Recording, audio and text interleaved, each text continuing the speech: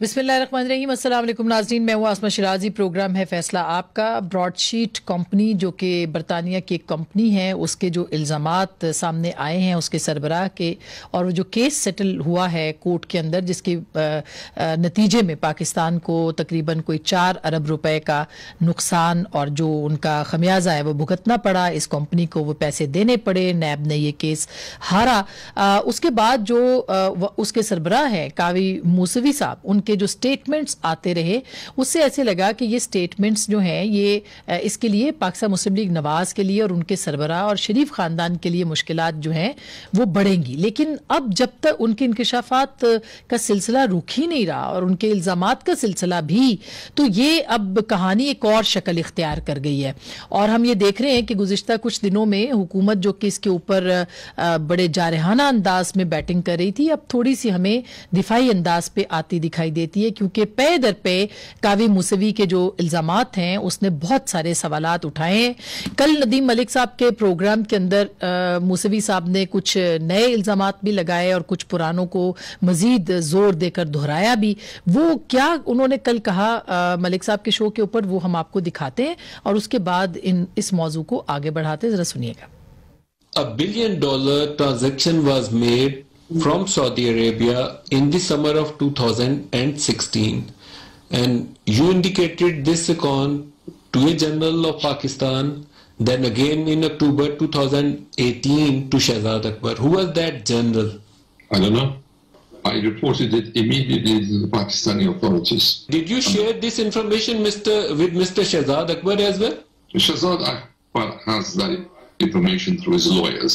I didn't give it to him. I gave it to him by his lawyer. My lawyers, within 15 minutes of that meeting, let the lawyers of Pakistan know that there had been a corrupt attempt at bribing me, had been a corrupt attempt at suborning me, and shake me down with the prospect of a new contract. He had copies of all the documents that could establish his credentials, and he said, given that this was also an ISI operation, given that ISI had done the joint investigation which was submitted to the Supreme Court of Pakistan, I respected that, and I thought these are the procedures in Pakistan.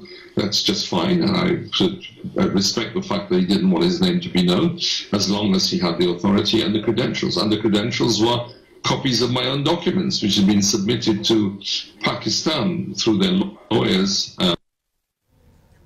सो ये मामला है $1 अरब का, जो कि मूसवी साहब ये बताते हैं कि हमारे मालूमात में ये रकम आई और हमने हुकूमत पाकिस्तान को बताया, शहजाद अकबर साहब को बताया कि ये रकम जो है वो मौजूद है और हम ये ले सकते हैं। जिसके ऊपर कमीशन की बात हुई, वो एक जनरल साहब का नाम ले रहे हैं, एजेंसीज का नाम ले रहे हैं, एक मुलाकात की बात बता रहे हैं, और वो ये कह रहे हैं कि उनसे ये कहा गया कि वो रिश्वत उनको ऑफर की गई कि आप ये पैसे ले लें और बाकी जो पैसे हैं वो आप हमारे हवाले कर दें। सो ये बहुत संगीन इल्जामात हैं जो कि उन्होंने लगाए हैं। इसके ऊपर अपोजिशन भी सवाल पूछ रही है, $1 अरब किसके थे, कहां से गए, उसके ऊपर हुकूमत पाकिस्तान ने उसको परसू क्यों नहीं किया। शहजाद अकबर साहब की मुलाकातें जो हैं वो कब कब होती रही मूसवी साहब से, और उनके दरमियान क्या क्या बातचीत होती रही, कौन उन्होंने अपनी दस्तावेजात जो कि अदालत में पेश की उसमें सारी बातें लिखी हैं, लेकिन वो पाकिस्तान के जनरल कौन थे, वो पाकिस्तान के इदारे कौन थे जो कि उनसे बात कर रहे थे, और क्या उनके इल्जामात में सदाकत है या नहीं। ये बहुत अहम सवालात हैं जिनके जवाबात देने चाहिए। और $1 अरब जो कि कीमत बहुत बड़ी रकम बनती है पाकिस्तान के खजाने को, उसकी बड़ी जरूरत भी है, हुकूमत पाकिस्तान उसके ऊपर अभी तक क्यों जो है वो उसको परसू नहीं कर रहे। और उसके साथ साथ वजीर आजम पाकिस्तान को, जो कि वो खुद बता रहे हैं कि 15 मिनट के अंदर अंदर उन्होंने हुकूमत पाकिस्तान को बताया कि उनको ये ऑफर पेश की गई है, लेकिन क्या वजीर आजम ने अपनी टीम से पूछा या अपने नुमाइंदों से पूछा, अपने लोगों से पूछा कि ये क्यों ऐसा हुआ है, ये रिश्वत की ऑफर क्यों की गई है, क्या इसके ऊपर तहकीकात हो सकती हैं, होंगी, क्यों नहीं हुई। इसके ऊपर आज के इस प्रोग्राम में हम बात करेंगे। उसके साथ साथ एक बहुत ही अहम डेवलपमेंट और भी सामने आई है। पीटीआई ने ये तस्लीम किया जो दस्तावेजात और अपनी उन्होंने फंडिंग केस, जो पार्टी फंडिंग केस है इलेक्शन कमीशन में, उसके अंदर जो अखबारी रिपोर्ट है उसके मुताबिक अपने एजेंट्स को गैर कानूनी फंडिंग का जिम्मेदार करार दे दिया। यानी वो तस्लीम कर रहे हैं कि गैर कानूनी फंडिंग हुई है, लेकिन उनके जो बैरून मुल्क एजेंट्स हैं वो इसके जिम्मेदार हैं। वो एजेंट्स कौन थे, क्या थे, क्यों थे, इसके ऊपर हम जरूर बात करेंगे। पीटीआई की हुकूमत को एक धचका ये लगा है कि नदीम अफजल चंद जैसे जो अपराइट सियासतदान हैं उनके साथ वाबस्ता थे, मावन खुसूसी थे, उन्होंने इस्तीफा दे दिया है और ये इस्तीफा जो है वो वापस लेने को तैयार नहीं है। वजीर आजम पाकिस्तान ने कल काबीना के अंदर कुछ हिदायत परसों दी थी, जिसके बाद उन्होंने अपना ये इस्तीफा वजीर आजम को पेश किया, जो कि हजारा बरादरी के मामले के ऊपर और दीगर जो किसानों से हवाले से पॉलिसीज थी उसके ऊपर वो काफी हुकूमत के साथ नाराज थे और उसका इजहार इस्तीफे के सूरत में किया। क्या कुछ और इस्तीफे भी आएंगे, इसके ऊपर भी हम जरूर बात करेंगे। एजाज शाह साहब आज इन पार्टी की बात कर रहे हैं और उनको मशवरा दे रहे हैं या दावत दे रहे हैं, ये भी बहुत ही दिलचस्प है, इसके ऊपर भी बात करेंगे। हमारे साथ मौजूद है मोहतरमा अंदलीब अब्बास साहिबा जो कि फॉरेन अफेयर्स कमेटी की चेयरपर्सन है नेशनल असम्बली की और रुकन कौमी असम्बली है। बहुत बहुत शुक्रिया। हमारे साथ मौजूद होंगे जनाब आबिद शेर अली साहब जो कि वफाकी वजीर भी रह चुके हैं, पाकिस्तान मुस्लिम लीग नवाज से इनका ताल्लुक है, ब्रॉडशीट के ऊपर इनसे भी बात करेंगे। और जनाब सलीम साफी साहब मारूफ तज्जिया निगार है, सीनियर सहाफ़ी हैं, हमें ज्वाइन करेंगे और उनसे ही सबसे पहले शुरू करते हैं। साफी साहब, ये जो एक तो ब्रॉडशीट का मामला शुरू नून लीग के खिलाफ हुआ था, अब ऐसे लगता है कि हुकूमत के गले पड़ता चला जा रहा है। पीटीआई फंडिंग केस, ये भी एक बड़ा मसला पैदा हो रहा है। पीटीआई के अंदर जो दरार पड़ गई है चंद साहब के जाने से और बाकी लोगों की भी कुछ हम खबरें सुन रहे हैं, तो ये हो क्या रहा है? पहले तो मैं आपने चंद साहब का जिक्र किया तो मैं बहरहाल उन्हें खराजी तहसीन कर ट्वीट पे भी पेश किया था कि देखिए इस हुकूमत का हिस्सा रह के भी उन्होंने अपने ज़मीर को भी जिंदा रखा, उन्होंने अपनी ज़ुबान को भी काबू में रखा और वो अपने जो गरीब का या किसान का और उसके दर्द से भी अपने दिल को उन्होंने खाली नहीं किया। हर किसी को अपनी कौमियत पे फ़ख्र होता है, पंजाबी को पंजाबी होने पे फ़ख्र करना चाहिए, सिंधी को सिंधी, बलोच को बलोच पे, और ज़ाहिरी बात है कि पख्तून होने पे फ़ख्र था। लेकिन इस दौर में सबसे ज्यादा जो मेरे ख्याल में जाती हुई वो पख्तूनों के साथ हुई, क्योंकि जो काबीना से हमें हर काबीना से जो रिपोर्ट मिलती है तो उसमें वो पख्तून जो कि साफगोई के लिए और जो कि हिम्मत से बात करने के लिए मशहूर थे, तो हमारे जो पख्तून वज़रा हैं वो खुशामद में और चापलूसी में और उसमें उसके लिए मशहूर हो गए और दूसरों को लताड़ने के लिए और बेइज्जत करने के लिए जो अक्सर ड्यूटियां होती हैं वो पख्तून वज़रा के सामने पेश की जाती हैं और पख्तूनों का इमेज जो था वो इन पख्तून वज़रा की तरह से बुरी तरह बर्बाद हो गया। और मैं दुआ ही कर सकता हूँ कि काश अल्लाह करे कि जो काबीना के पख्तून वज़रा है उनका ज़मीर भी, ज़ाहिरी बात है नदीम अफजल चंद जितना तो जिंदा नहीं हो सकता लेकिन कम से कम 10-30% उनकी तरह नहीं। आप फवाद चौधरी साहब को भी क्रेडिट दें और शीरीन मजारी साहिबा को भी, बाकियों को भी, और मेरा ख्याल है इनमें से कोई भी पख्तून नहीं है जी है ना काबीना में। हाँ, वो देखे उसमें एक भी पख्तून नहीं है। फवाद चौधरी साहब करते हैं, शीरी मजारी साहबा करती हैं, हाँ, ये एजाज शाह साहब कर लेते हैं, एजाज शाह साहब बिल्कुल, अच्छा इवन कभी शेख रशीद साहब कर लेते हैं। हाँ। लेकिन खुशामद और चापलूसी की तरह पख्तून रख लेता है और फिर वही पख्तून जो है वो उसी रो में बहता रहता है। अच्छा, सबसे कमजोर इस वक्त साफी साहब, आपको लगता है कि क्या मजीद इस्तीफे भी आ सकते हैं, क्योंकि आपने अब तकसीम कर दी है जो कि ना चाहते हुए भी पख्तून और पंजाबियों के आपने बताए, कुछ और इस्तीफे भी आ सकते हैं और वो इस्तीफे भी पंजाबियों की तरफ से आ सकते हैं आपके ख्याल में, काबीना के अरकान जो है?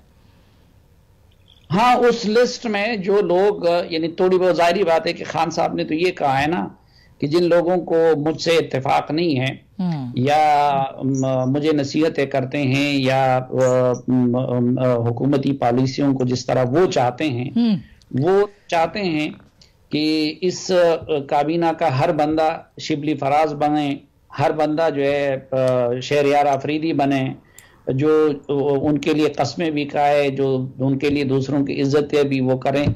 तो जाहिर बात है वो जो उस तरह के लोग हैं कि जो थोड़ी बहुत हक सच की बात करते हैं नदीम अफजल चंद की तरह, तो मेरी फिर बदकिस्मती है कि उसमें कोई पख्तून नहीं है, वो सारे जो हैं अक्सरियत वो पंजाब से मैं आपके पास वापस आती हूँ आबिद शेर अली साहब। ये ब्रॉडशीट का जो मामला है, इसमें $1 अरब वो कहते हैं जी ये शरीफ खानदान का $1 अरब है, तो क्यों हुकूमत जो है या शहजाद अकबर साहब जो हैं इसके ऊपर ले तो लाल से काम ले रहे हैं? क्यों फिर वो रकम जो है वो वापस नहीं आती जो कि आपके सरबराह या आपके कायद से मंसूब की जा रही है? देखें आसमा बहन, बहुत शुक्रिया आपका। मेरे कायद से मंसूब तो पिछले 2 दहाइयों से बड़ी चीजें मंसूब की जाती हैं, तो लेकिन निकलता सिर्फ वकामा ही है। और साकिब निसार की सूरत और जज अरशद मलिक की सूरत में और जज बशीर की सूरत में एक अकाउंटेबिलिटी का ड्रामा रचाया जाता है। और शहजाद अकबर कौन है, इसकी क्रेडिबिलिटी क्या है, कौन है ये शख्स? ये वो शख्स है बदकिरदार शख्स जो सूबी से आके यहाँ से पैसे मांगता है, कमीशन मांगता है, और फिर ये कहते हैं कि जी हमारी पारसा हुकूमत है, बड़ी हमारी क्रेडिबिलिटी है। आसमा बहन, ये क्रेडिबिलिटी है?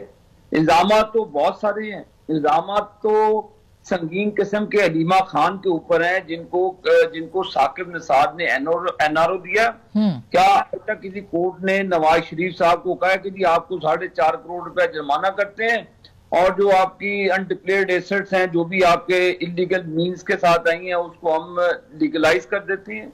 ये तमाशा लगाया हुआ है आपने। एक तो इन्होंने इनकी कन्फेशनरी स्टेटमेंट है इसके ऊपर, ये सारे झूठ पे मबनी है। इनके 2.5 साल इनके ले लें, आसमा बहन 7 साल जनरल मुशर्रफ के ले लें, 9.5 से 10 साल शरीफ खानदान के ऊपर मीडिया ट्रायल किया गया। नवाज शरीफ साहब के वालिद से लेकर उनकी वालदा, उनकी एहलिया मोहतरमा का बीमारी के ऊपर मजाक उड़ाया गया। अगर तो ये सारे चीजें आपके सामने है कि एक शख्स इन चीजों के बावजूद भी अपनी अकाउंटेबिलिटी के लिए तैयार हुआ, अपने आप को कोर्ट ऑफ लॉ के सामने पेश किया, और उसका नतीजा क्या निकला? जज अरशद मलिक की सूरत में फैसले कराए गए। लेकिन आबिद शेर अली साहब, जाहिर है जो लंदन अपार्टमेंट्स के बारे में सवालात थे वो तो अभी तक मौजूद हैं। उससे ज्यादा अहम सवाल जो कि मैं बार बार रख रही हूँ कि $1 अरब अगर सिंगापुर में पड़े हुए हैं और वो कहा जा रहा है कि नवाज शरीफ साहब के हैं, तो वो फिर ये तो बहुत बड़ी अमाउंट है। क्या आपके ख्याल में क्या रुकावट है उसको वापस लाने? अगर आप वो 1 अरब कहती है ना तो रख ले, तो बाकी थोड़ा सा हिस्सा हमें भी दे दीजिएगा। अच्छा। तो ये जनरल मुशर्रफ भी कहता ना, आप ले आए, आपको किसने रोका है? आप किस चीज के लिए ये मीडिया ट्रायल कर रहे हैं? एक चीज जाके लाएं, लाके अवाम के सामने रखें, दूध का दूध पानी का पानी हो। ये मीडिया ये इल्जामात छोड़ दें लगाना। पिछले 6-7 साल कंटेनर से लेकर आज तक ये वजीर आजम सिलेक्टेड, ये सिर्फ इल्जामात ही लगा रहे हैं। हुकूमत नहीं करनी आती तो इस्तीफा दे दें। अदारे इनके कंट्रोल में हैं, सारे अदारे इनके अंडर हैं, इनके साथ मिलकर काम करते हैं। लाए पापा जॉन पिज्जा वालों के पैसे जो अरबों रुपए लेकर गए हैं, उनको लेकर आए, उनकी अकाउंटेबिलिटी की जिसारत करें। अच्छा, लेकर है जनरल मुशर्रफ को मुल्क से बाहर से उसकी दौलत का लगाए खमीना लगाए, तखमीना के कहां से पैसे बनाए लाए। हम तो कहते हैं कि जितने भी रिटायर्ड जनरल्स हैं, जितने भी पॉलिटिशियंस हैं, लाए, मुआवजा करें, फिर किसके कहां पे पैसे, हमने कब रोका है? अच्छा, मैं इसके ठीक बात है अंदलीब। ये एक तो जाहिर है कि प्राइम मिनिस्टर को ये बातें पता होंगी कि मुलाकातें शहजाद अकबर साहब की हुई। अभी तो वो कह रहे हैं कावी मूसवी साहब के 15 मिनट के अंदर मैंने हुकूमत पाकिस्तान को बता दिया कि मुझे इस तरह की ऑफर्स ये कर रहे हैं। क्या वाकई वजीर आजम को नहीं पता था? अगर पता था वो चुप क्यों रहे? और अब इन्वेस्टिगेशन होगी इन इल्जामात की? शुक्रिया आसमा। पहले तो आई एम श्योर आप मेरा भी सुनेंगी, आपने उनको भी बड़े तहम्मुल से सुना है। मैं जो सलीम साफ़ी साहब हैं उनकी इस बात पे कि पख्तून और पंजाबी, मैं इसकी मज़म्मत करती हूँ। मेरा ख्याल है कि हमारी कैबिनेट के अंदर ये वाहिद कैबिनेट है जो कि हर हफ्ते मिलती है। आपको ये भी पता है कि नवाज शरीफ की कैबिनेट 4 साल में सिर्फ 13 दफ़ा मिली। ये उस पर कोर्ट पे केस हुआ था, नंबर 1। नंबर 2, हमारी कैबिनेट में सब बोलते हैं और ये आपको भी पता है। और उसमें मुराद सईद मेरा ख्याल है सबसे ज्यादा वो आवाज उठाता है, और उसको कई दफा तो मुझे पता है क्योंकि मैं कोर कमेटी की मीटिंग्स में भी होती थी। वो सबसे ज्यादा हमारा यंगेस्ट है और वो सबसे ज्यादा बोलता है, और चाहे कोई वजीर हो, चाहे वजीर आजम हो, कोई भी हो, वो बोलता है। अली मोहम्मद खान बहुत सी दफा उसको हम समझाते हैं, ठीक, लेकिन नहीं बात नहीं, उन्होंने वैसे इजराए मजाक ये बात की थी क्योंकि इस्तीफा नदीम अफजल चंद का है मुख्तलिफ मौज़ूआत के ऊपर जो बात कहा कि पख्तूनों की उन्होंने जिस तरह से डेरोगेटरी अंदाज से कहा कि इनको शर्म नहीं और इनकी इज्जत नहीं, मैं उस पर कह रही हूं। पहली बात तो ये कि ये फैक्ट ही नहीं है। दूसरी बात ये है कि आप किसी भी रेस को, चाहे कोई पख्तून हो, चाहे कोई सिंधी हो, कुछ भी हो, आपको एज अ रेस नहीं उसको पकड़ना चाहिए। अच्छा, वो खुद पख्तून है इसलिए उन्हें बात की, मैं उनसे जवाब लूंगी, लेकिन ये जो जवाब ये इसके ऊपर डेंजरस बात है। इसके ऊपर हमें बिल्कुल नहीं आना चाहिए। किसी को अच्छा बुरा कहना, हम भी कहते हैं ना, समटाइम्स हम खुद भी कहते हैं कि हम पंजाबी जो है उनसे ये हुआ है, इस तरह से उन्होंने बात की है, वो जवाब दे देंगे, मगर मूसवी साहब। हाँ, सो पहले तो मैंने फैक्ट्स दुरुस्त कर दिए कि किस तरह से कौन सबसे ज्यादा बोलता है। दूसरा, मैंने अपनी इख्तलाफ राय का इजहार कर दिया इस पे, ठीक है। अब आए आप इस केस पे। ये जो केस है ये पनामा लीक्स 2 है, ठीक है। ये वो केस है जो साफ जाहिर करता है कि ये ट्रेडिशनली इन्होंने, जो हम हमेशा कहते रहे, दौलत कैसे बनाई, मुल्क को लूटा, हवाला हंडी से बाहर गया, वहां अपने एसेट्स बनाए, किसी ने सरे पैलेस बनाया, किसी ने पार्कलैंड फ्लैट्स बनाए, और उसके बाद मुल्क से भाग गए और उस केस को दबाने के लिए अंजुम डार या जो भी है उसके जरिए पेशकश की। ये तो फैक्ट्स कंफर्म हो गए। अब ये हुआ कि जी 2000 में तो हम नहीं थे, ठीक है, उसके बाद भी हम नहीं थे। ये केस और ये केस फाइट करना, इनके सारे गंद जो हैं वो इस हुकूमत पे आ गए हैं। वो काराके का 6.3 बिलियन का केस, रिकोडिक का केस, ये सारे तो हमारे तो नहीं है ना, हम तो अभी आए हैं। हमें कहा गया 2018 में हम आते हैं, जबकि 15 दिन का सिर्फ रिजर्व बाकी था कि जी इनके जो किए वो जुर्म है उन पे हम मैं आपकी सारी बातों से मुत्तफिक हूं इस पे, लेकिन मैं उसी पे एक सवाल और कि ये जो आप बात करिए कारके वगैरह ये सारे पहले के थे, लेकिन 2018 के बाद अक्टूबर 18 की मीटिंग का वो बात कर रहे हैं जिसमें कि वो जिक्र कर रहे हैं कि एक जनरल साहब भी थे और बाकी जो भी आपने नदीम मलिक साहब का सुना, उसकी तो जिम्मेदारी आप पे है। मेरी बात सुन, पहली बात तो ये कि मैं आपको आज 2 चीजें दिखा देती हूँ। बड़ी कोशिश की झूठों के सरदारों ने, आपको पता है कल इनकी दोनों, अजमा बुखारी ने भी और मरियम औरंगजेब ने भी कहा कि जी इनको 25 बिलियन ऑफर की शहजाद अकबर को। मौसूवी का इंटरव्यू आ गया, शहजाद अकबर ने भी दे दिया, न्यूज ने भी अपोलोजाइज कर लिया कि नहीं जी शहजाद अकबर नहीं मिले थे। ये देख लें, ये न्यूज की आज अपोलॉजी है कि नहीं मिले थे, और शहजाद अकबर ने इन पे दोनों पे डिफेमेशन केस कर दिए और कहा या अपोलोजाइज करें या ये हरजाना पेश करें। कल से ये चुप है, गायब है, इनको फोन करें, नहीं, आज भी इनको बुलाएं, कॉन्फ्रेंस आज भी है, इनको पूछें कि ये आप क्या कह रही हैं इस केस के मुतालिक जब झूठ पकड़ा गया है। ये मेरे पास सारे सबूत है, नंबर 1। नंबर 2, जो हमने क्या किया, क्योंकि हम तो इस केस में हमें पता ही नहीं है कि क्या इन्होंने पीछे से किया हुआ है। कैबिनेट में एक फैसला हुआ है, इस पे पूरी इन्वेस्टिगेशन होगी और इस इन्वेस्टिगेशन पे जो निकलेगा, 200 बंदे निकलेंगे, 100 निकलेंगे, वो सारे उसको अच्छी बात है, लेकिन आज पीएमएलएन कह रही है कि आप इन दस्तावेजात को जो जमा हुई है कोर्ट में वो आप पब्लिक कर दे। ये आज उन्होंने प्रेस कॉन्फ्रेंस मरियम औरंगजेब ने भी की है और बाकी लोग, और वो मेरी बात सुनिए, हाँ, वो जो दस्तावेजात हैं वो तो आपके पास भी है, वो सबके पास है, हर व्हाट्सएप ग्रुप में कोर्ट पे जमा हुई है। नहीं, कोर्ट पे फैसला भी हुआ है, फैसला भी दे देना। कोर्ट का फैसला भी हर जगह मौजूद है, गूगल कर ले। नहीं है कोर्ट का फैसला नहीं है किसी के पास, वो हुकूमत के पास है। चले आप वो शहजाद अकबर साहब के पास जिस ग्रुप में मैं हूँ। अच्छा, मुझे आप भेज दें, मैं उसको पढ़ लेती हूँ। बात करें जिस ग्रुप में दस्तावेजात मूसवी साहब वाले भी हैं, ठीक बात है, जो मूसवी साहब ने जमा कराए हैं दस्तावेजात वो मौजूद है, लेकिन कोर्ट का फैसला मेरा जहां तक मेरे इल्म में मौजूद नहीं है। होते हैं, कोर्ट के फैसले तो पब्लिक होते हैं, लेकिन हासिल किया जा सकता है हमारे यहाँ, पूरे फैसले आते हैं। अच्छा, 100 दफा करें, लेकिन जवाब दें कि ये 50 मिलियन का हर्जाना अपना झूठ बोलने पे देंगी कि नहीं, क्योंकि ये न्यूज वालों ने भी आज अपोलोजाइज कर लिया है कि Shahzad Akbar was not present on those meetings. अच्छा, ये शहजाद अकबर साहब की तरदीद आई है, मूसवी साहब अपने बात के ऊपर स्टैंड कर रहे हैं। इसने नहीं, सॉरी, ये इस पे लिखा हुआ है, मैं आपको पढ़ के दिखाती हूँ।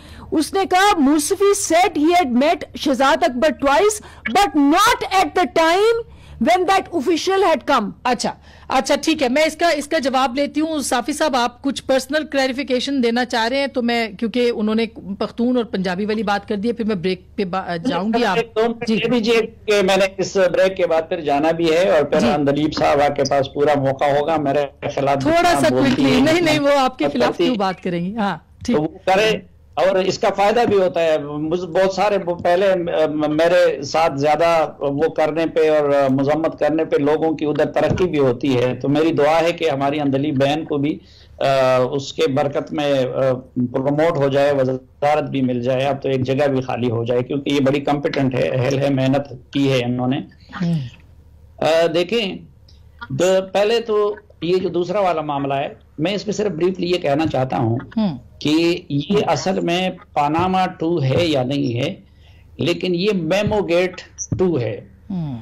हम हमेशा ये करते हैं कि बाहर से कोई फ्रॉडिया पकड़ लेते हैं, ये बात दुरुस्त है, हाँ, और उसकी वजह से अपने मुल्क की भी बेइज्जती का भी सामान कर लेते हैं, अपने लोगों की भी कर लेते हैं, अपने इदारों की भी कर लेते हैं। अब मसलन उस बंदे की क्या क्रेडिबिलिटी है, क्या हैसियत है, अभी जो उसने स्टेटमेंट दी है, ऊपर एक जनरल का नाम लिखा है, दूसरे जनरल का नाम लिखा है, तो ये अजीब मुल्क है। और जो दिल में आ रहा है वो बोले जा रहा है, जिस पे इल्जाम लगाना है लगाया जा रहा है। 28.7 मिलियन भी ले चुका है पाकिस्तान के। अपने लोगों की बेइज्जती करते हैं, नंबर 1 जी। नंबर 2, दूसरी बात जो मैं करना चाह रहा था कि इसमें भी सबका कसूर है कि मैंने शुरू में कहा था और आज भी मैं उस चैलेंज पे कायम हूं कि ये एहतसाब इस मुल्क के अंदर बाहर से तो एक पैसा नहीं ला सकेगा, लेकिन जो माहौल बनाया हुआ है उसके नतीजे में मुल्क से अरबों डॉलर बाहर चले जाएंगे और चले गए और मजीद इस केस में तो चले गए। साफी साहब बहुत शुक्रिया, आप पाकिस्तान के जी जो पख्तून वाली बात है, मैं सिर्फ एक बात पूछता हूं। ताहिर दावड़ एक एसपी था जो वहां दहशतगर्दों का मुकाबला कर रहा था, इसी इस्लामाबाद से वो गायब हो गया। एक पख्तून वजीर ने असेंबली के फ्लोर पे कहा कि मैं उसकी जो है कस्में खाई कि मैं जन दिनों के अंदर उस कमेटी का और उनके कातिलों का एक पख्तून वजीर ने आज तक सवाल उठाया है कि वो उसकी इंक्वायरी का क्या हुआ। अच्छा, उसने कत्ल किया था, उनके साथ गुलाम महसूद के नाम पे वोट लिए थे, वहां से MNA बहन थे। आप उसमें मुझे ये बताएं, किसी एक पख्तून वजीर ने ये जुर्रत की कि इस दौरान उन्होंने कहा हो कि भाई वो रावानवार किधर है और वो बाकी लोग किधर हैं? अच्छा, चले, मेरा ख्याल है कि ये बिल्कुल ये बात आपने सामने रख दी, उनका भी पॉइंट ऑफ व्यू आ गया। ये और पाकिस्तान के मैं इसलिए अपनी जात में चूंकि खुद पख्तून हूं इसकी इसलिए बात कर रहा हूं, मैं इन चीजों पे राइट नोट पे बात हुई थी, ये बिल्कुल सही है। ठीक है, साफी साहब पाकिस्तान के बहुत मोतबर जर्नलिस्ट हैं, हम शुक्रिया, उन्होंने हमें वक्त दिया है और उन्होंने क्लैरिफिकेशन भी दी है इस बात के ऊपर। लेकिन ये कि ये मसाइल तो चलते रहते हैं, बात होती है। एक छोटी सी ब्रेक लूंगी, ब्रेक के बाद हमारे जो 2 मेहमान हैं उनके साथ हमारी गुफ्तगू जारी रहेगी, आप हमारे साथ रहिएगा।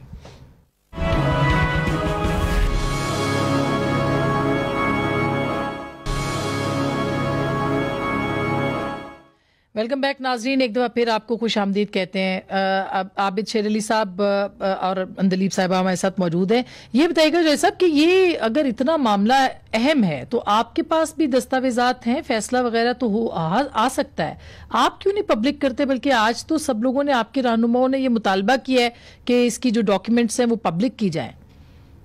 ये देखें जी, इनके मुकला गए हुए हैं, ये बिल्कुल इसको पब्लिक करें, क्यों नहीं करते?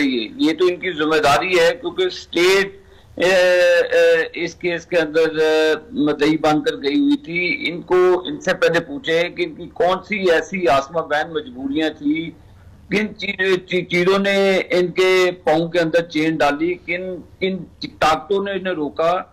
वही ताकतों ने रोका जिन्होंने शुगर माफिया की इंक्वायरी की, जहांगीर तरीन को इन्होंने नहीं पकड़ा। वही ये माफिया जिन्होंने ऑयल इंक्वायरी में नदीम बाबर की 200 अरब की करप्शन पकड़ी, वो गरीब आवाम के ऊपर बिजली के बिल डस करके गिरते रहे। अब पेट्रोल की कीमतें फिर बढ़ने की समरी गई हुई है। आए दिन ये महंगाई के पैसे, और ये 60 अरब रुपया जो डॉलर, $60 मिलियन, ये जो पाकिस्तान की खतीर रकम सिर्फ नवाज शरीफ साहब के मीडिया ट्रायल के ऊपर खर्च की गई। मैं आसमा बहन आपसे पूछता हूं कि ये उस मुसव्वी के बयानात को बड़ा लेकर 2 दिनों से इन्होंने टाई की। कल इनके वुज़रा और चंद हमारे मुसल्लह अफवाज के लोगों का नाम लिया। अब मुझे ये बताएं कि ये जो इल्जामात की बुछाड़ हम पर करते थे, अल्लाह के फजलो करम से उल्टी इनके मुंह पर आ बजी है कि अब ये जवाब दें कि इन लोगों ने अपनी कमीशन लेने के लिए, अपने पैसे लेने के लिए उससे मुलाकातें की। आज आर्टिकल छपे हुए हैं और उसमें शहजाद अकबर ने भी कहा कि मैं लंदन में उससे मिला, उसने भी कहा, और उसमें शहजाद अकबर ने उससे कमीशन मांगी। इसकी उन्होंने तरदीद की है शहजाद अकबर साहब ने, मूसवी ने भी तरदीद की है। तो मेरे पास कोई तरदीद नहीं की। मैं आपको भेज दूंगा, कोई तरदीद नहीं की। वो अपने बयान मूसवी ने की है तरदीद। आप वो अपने बयान पे आसमा बहन कायम है। और ये मैं आपको बता रहा हूँ, इनको ये इतना ये कहने तो आगे डिफेमेशन का केस क्यों नहीं करते लंदन में उसके खिलाफ। हाँ, ये एक इम्पोर्टेंट बात है वैसे। हम ये एक इम्पोर्टेंट बात है कि वो किया जा। शहजाद अकबर साहब को भी मरियम औरंगजेब और उज़्मा बुखारी के खिलाफ उन्होंने कहा। आसमा बहन ये गोंगनू से मट्टी झाड़ती है। आपको पता है किस किस्म की फ्री सोसाइटी है लंदन। बैठा मुसव्वी यहाँ पे उसके ऊपर केस करे आगे शहजाद अकबर। अगर उसने पैसे उससे रिश्वत नहीं मांगी, उससे कहा कि कमीशन नहीं दे, तो लंदन में आगे केस करे। ये तो से मट्टी चाटते। अच्छा, ये दिलीप, ये जवाब पूछ लेती हूँ कि एक तो ये बात जो है जी कि ये क्यों मतलब शहजाद अकबर साहब को बजाय ये कि मरियम औरंगजेब और उनके ऊपर करना चाहिए मुकदमा उज़्मा पे, वो इन पे करें। झूठ पे झूठ बोल रहे हैं और हम भी सीरियसली इनके मुख्तलिफ इल्जामात को ले रहे हैं। क्या झूठ? उसने मूसवी ने खुद इनकार किया। यही तो मैं कह रही हूँ, लेकिन वो इकरार भी कर रहे हैं बहुत सी चीजों का। उसने कहा है कि मैंने बिल्कुल नहीं कहा कि शहजाद अकबर ने कमीशन मांगी है। उसने कहा उस ट्रिप पे, और ये मैं आपको एविडेंस दिखा रही हूँ, कल शहजाद अकबर का क्या आप, ये न्यूज का है, ये न्यूज का है। न्यूज ने कहा उसने कहा है कि कमीशन, हाँ, कमीशन नहीं मांगी। आसमा आप लगाएं वो क्लिप जिसमें कह रहा है कि शहजाद अकबर ने कमीशन नहीं मांगी, कमीशन मांगी अंजुम डार ने। और उसने कुछ नहीं, जो मैंने सुनवाया थी उसमें तो वो कुछ जर्नैलों का नाम भी ले रहा है ना। वो देखिए, हम तो थे नहीं 2000 में, 2018 की बात कर रहा है। 2018 में या 2016 में हमें तो नहीं कह रहा कि कमीशन नहीं है। अच्छा, मेरा इनसे सवाल है, ये वहां बैठे हुए हैं, वो कह रहे हैं अंजुम डार आया, ठीक है। इन्होंने कल मेरे प्रोग्राम में कहा कि जी अंजुम डार जो है, मेरे साथ थे आबिद शेर अली, हम उस प्रोग्राम में थे मंसूर अली खान के। इन्होंने कहा अंजुम डार का कोई ताल्लुक ही नहीं है PMLN से, नवाज शरीफ से। मंसूर अली खान ने तस्वीरें दिखाई अंजुम डार की नवाज शरीफ के साथ, उससे तोहफे लेते हुए, शील्ड लेते हुए, हर तरह की तस्वीरें दिखाई और हर किस्म की तस्वीरें दिखाई। अच्छा, मैं जवाब आपसे लेती हूँ। इनका झूठ पकड़ा गया वहां। अब मेरा दूसरा सवाल ये है कि इन पे 6 किस्म के, मैं जवाब ले लूं अंजलि, भी इम्पोर्टेंट है, इस पे जवाब ले लूं, मैं जवाब ले लूं। देखिए, मैं आती हूँ। नहीं चौधरी साहब, अगर ये अंजुम डार एस्टेब्लिश्ड है, वो भी अंजुम डार की का तो ये बीबी बिलीव कर रही है, जो वो सिक्योरिटी एहलकारों और शहजाद अकबर का नाम लिया है उस पर ये इनकार कर रहा है, मैंने नहीं लिया। नहीं, डार वाला डार रिश्तेदार है कोई आपका? आपके पास क्या सबूत है कि अंजुम डार वहां पे गया? अंजुम डार की आपके पास नहीं, इन्होंने कल कहा अंजुम डार का ताल्लुक ही नहीं है नवाज शरीफ से। उसने 2 दफा पूछा मंसूर ने, इन्होंने 2 दफा इनकार किया, उसने तस्वीरें लगा दी। और बीबी, मेरा सवाल आपसे है, पहले आप अपने सवाल का जवाब दें। मैं आपके सवाल का जवाब दे रहा हूँ, जरा आप मेरे आपने सवाल का जवाब लेंगी? मेरा जवाब ये है, मैंने कल भी कैटेगोरिकली कहा था, मैं आज भी डंके की चोट पे कहता हूँ कि इस केस के सिलसिले में नवाज शरीफ साहब ने ना कभी अंजुम डार को फोन किया, ना कल तस्वीरें वो कह रहे दिखाई, वो किसकी थी? जैसा वो तस्वीरें किसकी? उन्होंने कल कहा कि अंजुम डार का कोई ताल्लुक नहीं नवाज शरीफ से। बोलना तो झूठ तो आपके खमीर में रचा हुआ। अच्छा, नहीं, ये इस तरह नाम नहीं, ये बात मैंने ना सुन ले मेरी बात, मेरी बात सुन ले, जवाब दे अपनी मर्जी से। मैंने इनको कल भी ऑन एयर कहा कि इस केस के सिलसिले में नवाज शरीफ साहब का ना कभी अंजुम डार से राब्ता हुआ। ठीक बात। उन्होंने कहा कि अंजुम डार से कहते हैं, मैं आसमा आपको कह देता हूँ कि मैं फोन कर लूँ आपको। मैं ब्रेक ले लूं, ब्रेक के बाद अंदलीब से मैं जवाब लूंगी इसका। ठीक है, आप ये कह रहे हैं कि अंजुम डार का कोई आप तरदीद कर रहे हैं। अंदलीब से भी हम पूछेंगे कि जो इल्जामात कावी मुसवी अपने टीवी इंटरव्यू में लगा रहा है उसमें शहजाद अकबर साहब को उसने मुखातिब भी किया है। ब्रेक के बाद इस पर बात करेंगे।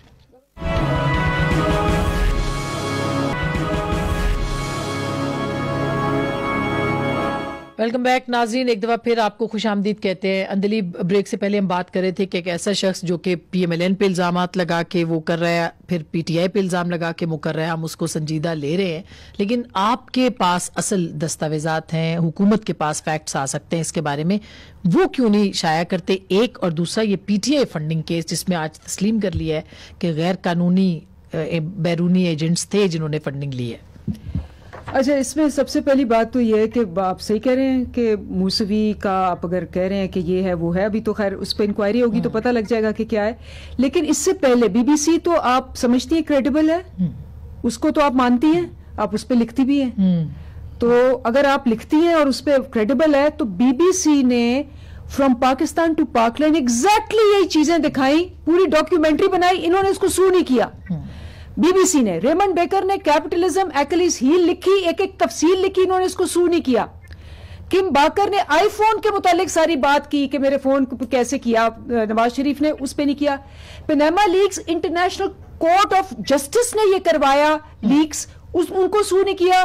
उसके बाद वॉल स्ट्रीट जर्नल ने इनकी सारी पेंट हाउस पायरेट्स लिखा, उसको सू नहीं किया। अच्छा, ये तो क्रेडिबल है। अच्छा, इनको क्यों नहीं सू करते? अच्छा, अभी इसका जवाब मुझे दे दे चॉइस साहब। और पार्टी फंडिंग, आपकी पार्टी के ऊपर भी, हाँ जी, आपकी पार्टी पे फंडिंग का इल्जामात भी हैं जी, मैं उसका भी जवाब देती हूँ आपको, फंडिंग का। जी जी, फ्रॉड, अलीमा खान की प्रॉपर्टी, नहीं BBC फ्रॉड है।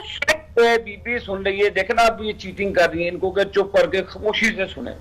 ये सारी स्टोरी इनकी फॉरेन फंडिंग केस में छुपी हुई है, नमल के नाम से। और शौकत खान, ये 2014 तक जो सिलाई मशीन वाली हमारी अलीमा बीबी थी, वो उसकी डायरेक्टर रही है। उनके अकाउंट के जितने भी पैसे